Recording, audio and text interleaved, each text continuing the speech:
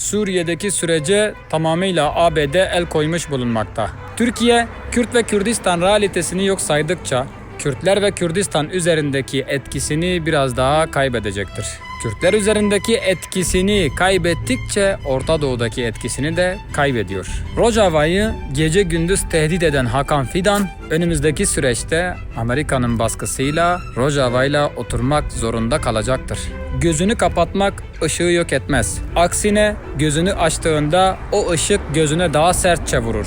Kürtler Orta Doğu'da güneş gibi parlarken birileri gözünü kapatsa da o ışık hiçbir zaman yok olmaz. Aksine her geçen gün daha da parlayacaktır. Türkiye, Suriye'deki Şara'yı Kürtlere tercih ettiği sürece hem oradaki hem de kuzeydeki Kürtler üzerinde etkisini kaybedecektir. Eğer Türkiye gerçek anlamda Orta Doğu'da güçlü ve temsiliyet istiyorsa, Orta Doğu'da Kürtlerin devletleşme talebini herkesten önce desteklemesi gerekiyor. Aksi takdirde baskıcı, inkarcı, tehditçi dil ve politika sadece Kürtlerle Türkleri birbirinden biraz daha uzaklaştıracaktır ve Türkiye Kürtler üzerinde ve Kürdistan üzerindeki etkisini kaybedecektir.